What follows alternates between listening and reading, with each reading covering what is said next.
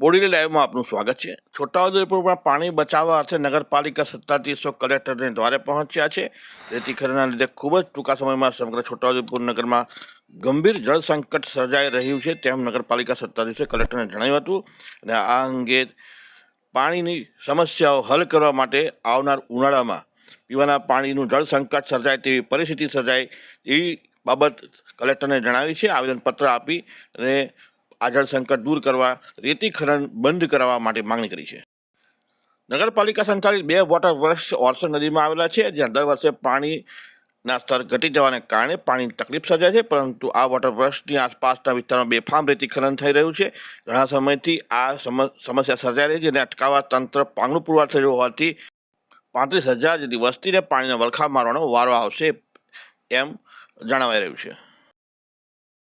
आज रोज collector madam ने अमे नगरपालिकानी टीम नगरपालिका प्रमुख और उपप्रमुखनी अध्यक्षता साथे अमे रजूआत करवा आव्या छे के छोटाउदेपुर में 2 वॉटर वर्क्स जे आवेला छे बंने वॉटर वर्क्सनी नजीकथी एटલું બધું रेती खनन થઈ રહ્યું છે કે જેથી પાણીની જબરજસ્ત મોટી તકલીફ પડવાની છે। અત્યારે તો અમે હાપેશ્વરના પાણીથી પાણી આપી રહ્યા છે હરરોજ, પણ જો એ પણ અમારી પાસે 70 લાખ રૂપિયાનું અમારી પાસે બિલ બાકી પડ્યું છે અને હાફેશ્વરનું પાણી જો બંધ થઈ જશે તો નગરપાલિકા અઠવાડિયે 1 દિવસ પણ પાણી પૂરું પાડી શકે એવી પરિસ્થિતિમાં નથી અમે।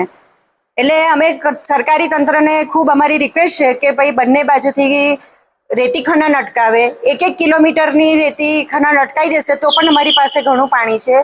ચેક ડેમના એ લોકો દરવાજા પણ લઈ ગયા છે અને ઘણી પરિસ્થિતિ ખરાબ ઊભી કરી દીધી છે રેતી ખનન માફિયાઓએ।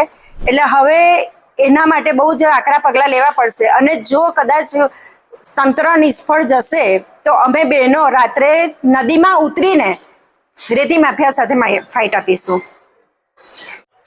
તારીખ 2/4/2026 દિવસે આજે છોટાઉદેપુર નગરપાલિકાના સભ્યશ્રીઓ પ્રમુખશ્રીના અધ્યક્ષસ્થાને કલેક્ટર મેડમને આવેદનપત્ર આપવા આવ્યા છે।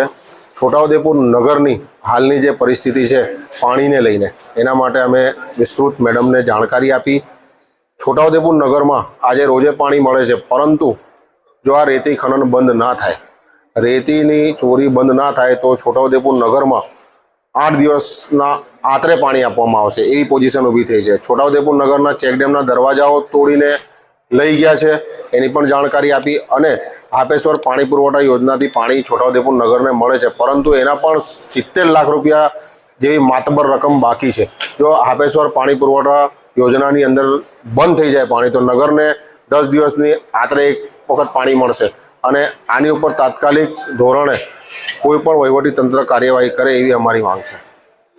છોટાઉદેપુર નગરપાલિકાના સત્તાધીશો દ્વારા રજૂઆત કરવામાં આવી છે કે જેમના સિંચાઈના કૂવાઓ છે એની આસપાસ સતત ખનન થઈ રહ્યું છે એ બાબતે અગાઉ ટેલિફોનિક ફરિયાદો એમણે કરેલી છે, જે બાબતે અમારી કચેરી દ્વારા વારંવાર પેટ્રોલિંગ કરવામાં આવે છે, ટ્રેક્ટર પકડીને કેસ કરવામાં આવ્યા છે અને આ વર્ષે સૌથી વધુ છોટાઉદેપુરમાં ટ્રેક્ટરના કેસ કરવામાં આવેલા છે। એટલે 24 કલાક અમારું પેટ્રોલિંગ ચાલુ જ રહે છે અને વધુમાં હવે આજે એમણે જે રજૂઆત કરી છે એ બાબતે અમે એવો નિર્ણય લીધો છે કે ત્યાં 24 કલાક અમે અમારા ગાર્ડ ત્યાં રાખશું કે જેથી જો કોઈ ચોરી કે એવું પ્રશ્ન ઉપસ્થિત થાય તો અમારી ટીમને સતત એ લોકો અપડેટ આપી શકે અને અમારી ટીમ દ્વારા પકડી શકાય ચોરી કરતા તત્વોને।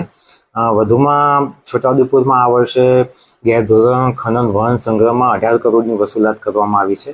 કચેરી સતત આ બાબતે કાર્યરત છે, પ્રયત્નશીલ છે અને છતાં પણ જો અન્ય કોઈ રજૂઆત હશે તો એને અમે ગંભીરતાથી ધ્યાને લઈશું અને એ બાબતમાં અમે જરૂરથી કાર્યવાહી કરશું એ બાબતનું અમે આશ્વાસન આપીએ છીએ અને અમે વિશ્વાસ વ્યક્ત કરીએ છીએ। આભાર।